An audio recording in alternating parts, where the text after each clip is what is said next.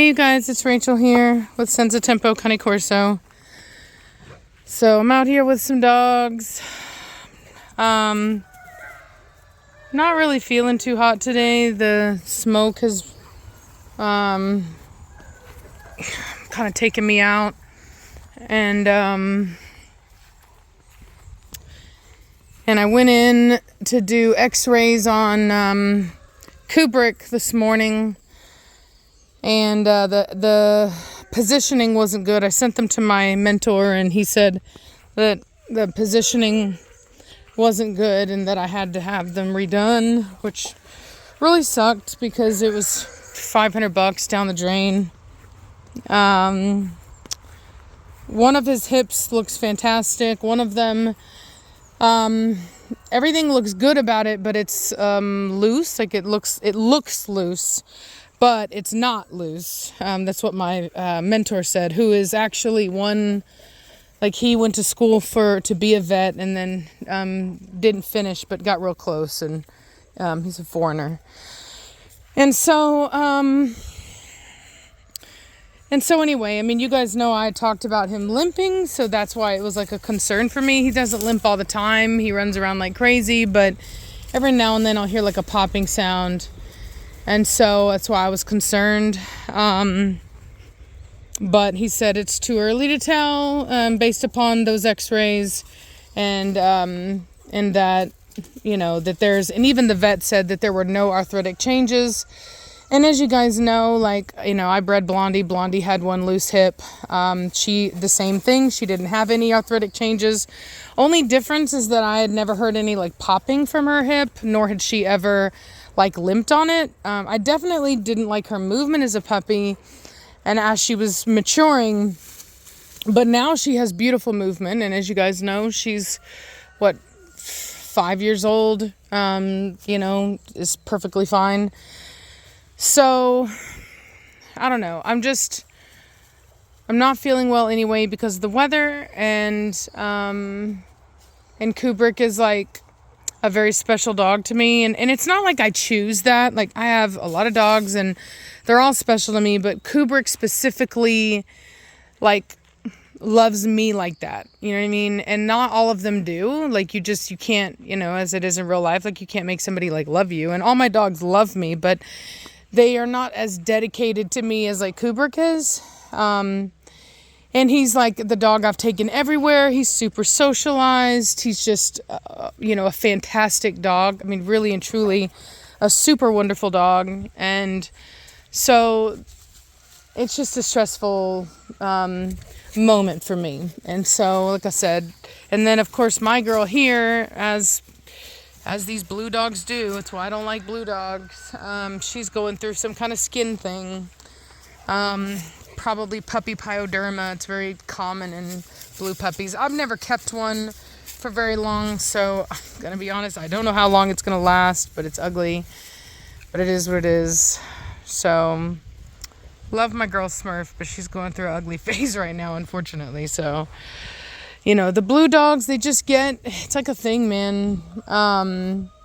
But I've been giving her baths with antibacterial soap and trying to help her immune system take care of it. I don't want to put her on antibiotics if she can kick it herself.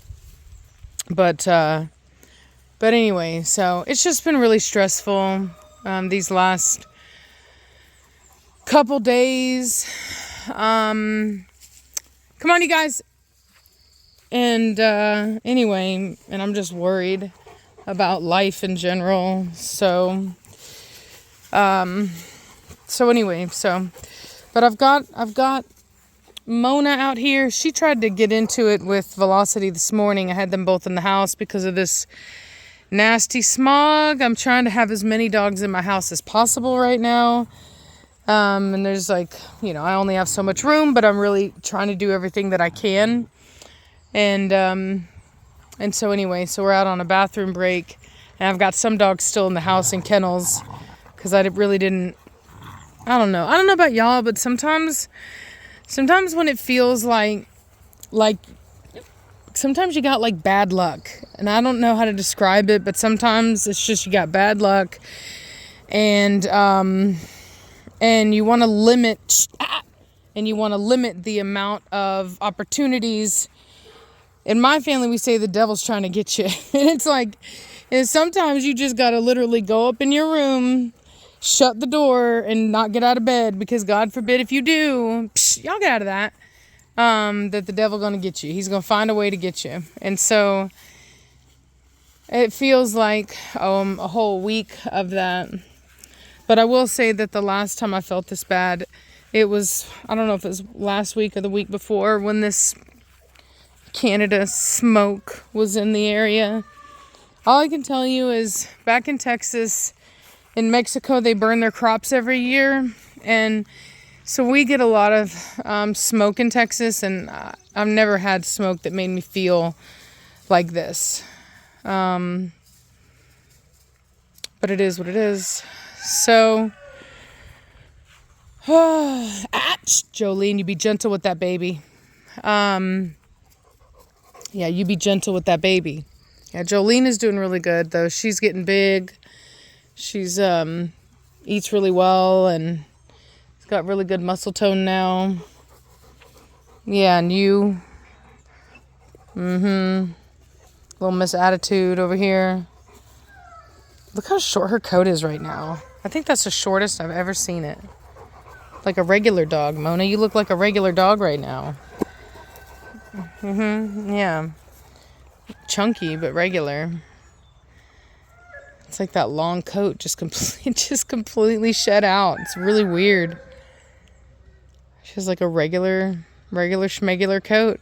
Her coat is normally thicker than my Mortigan's, and it is not right now. That's pretty wild. Pretty wild difference. Like she adapted to being here. It's crazy. Alrighty.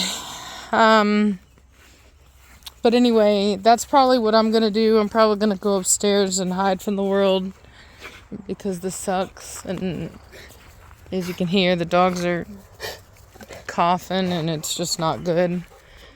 So, no. Come here. Smurf, get out of there. Let's go. Come on. Look at that structure. Madman. No, let's go. Bring it up. Let's go. Smurf, come on. Come on. Good girl. Come on, you guys. Dude, all Jolene wants to do is play and be crazy. There's her and her mama. Smurf and her mama. Oh, Smurf's gonna try to take a bite out of Jolene. Don't think that's gonna work out too well for her. Oh, man. Anyway, I tell y'all what, dude. Being a dog breeder is so hard. And I had to, like, think about that. Like, like if I get him x-rayed and that one hip is, like, actually bad, you know, like I said, Kubrick is more of a pet for me. He's, you know, it would, like, crush me. I actually already cried today. I'm just going to be honest. I thought it was worse than it was. And then my mentor was like, no. He's like, first of all, these x-rays suck. And he goes, you can't see anything. He goes, the hip that's looking bad looks bad because she's got the pelvis rotated. And normally I'm able to, like, see that stuff. But, like, there's this one thing you look at, these two kind of holes in the pelvis. And they seemed even. But then he was showing me that, like, the wings of the pelvis were tilted over or whatever. So, so anyway, you know, and the thing about it is like I said, he's more of a pet for me. There's those two again. See that? See the tension rise right there? The head up, tail up. Mona, you will tolerate that. You understand me? Psst, Mona. You better lose your attitude. And so I just brought Velocity in. She's been out and she's having her turn in the house. And so that's why there's tension there, because Mona's not really been around Velocity, in that way. But anyway, like I was saying, I was thinking about it, and like, it just sucks because my room is upstairs. If my room was downstairs, it really wouldn't be such a big deal. But my room is upstairs, and I worry, And so anyway, what I may do is just, I'll decide. I may rehome him if I don't think that I can give him the best home, seeing as how, like I said, my room is upstairs and he wants to be with me. Or I may, it just depends on what his hip looks like. If his hip is fine, then obviously none of this matters. But if it's going to be a problem and if it is bad, then I've thought about having it replaced because it is only one hip. The other hip is, looking really solid. And so anyway, so I've thought about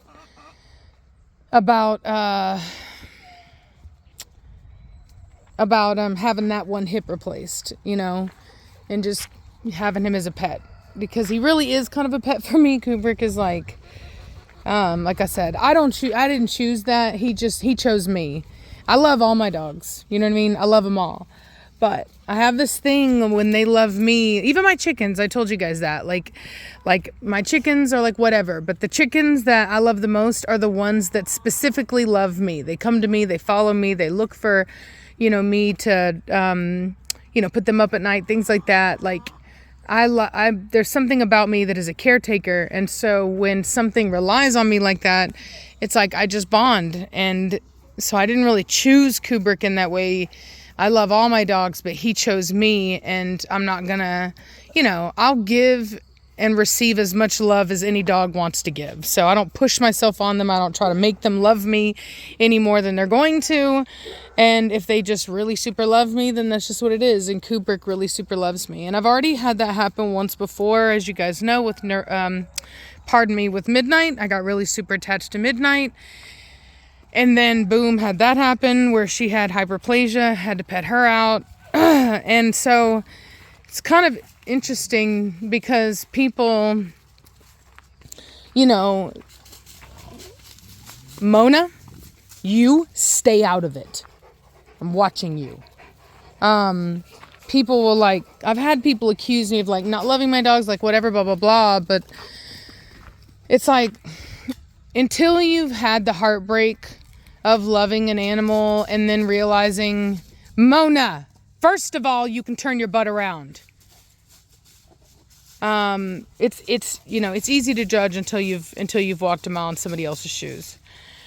And I'm not gonna lie, usually I do try to maintain a slight emotional distance until all that stuff is done, health testing and all that. But Kubrick just wasn't possible. And so hold on a second. I've got Mona over here really trying to flex her stuff. Quit.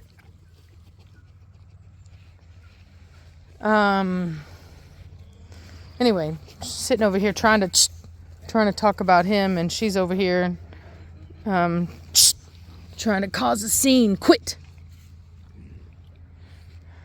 Let me show you guys what her daughter has done to her. Look at that.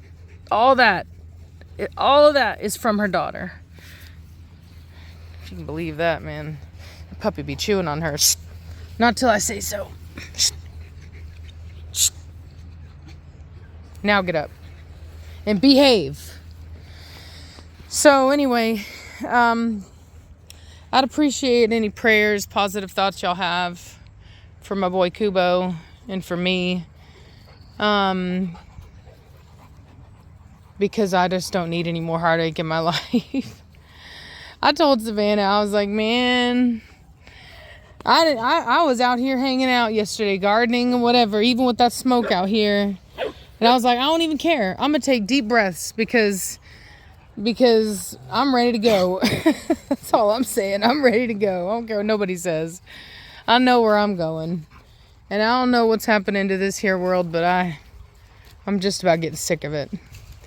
I've never seen people struggle in this country as much as they are now. I've just never seen it.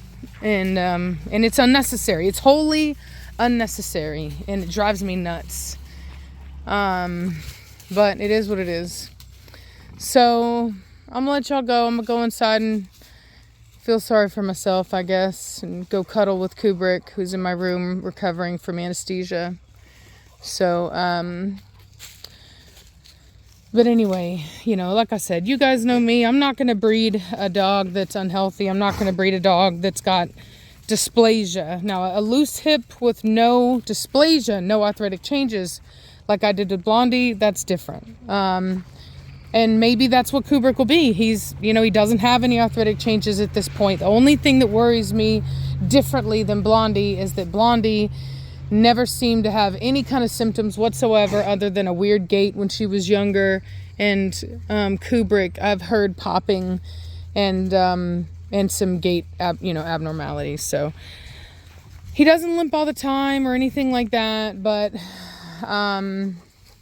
and like I said, he is still finishing up his antibiotics from having exposure to a tick. So, you know, there is still that. He doesn't end that until the end of this month. So we'll see, but just keeping y'all updated on what's going on. So I'll talk to y'all later.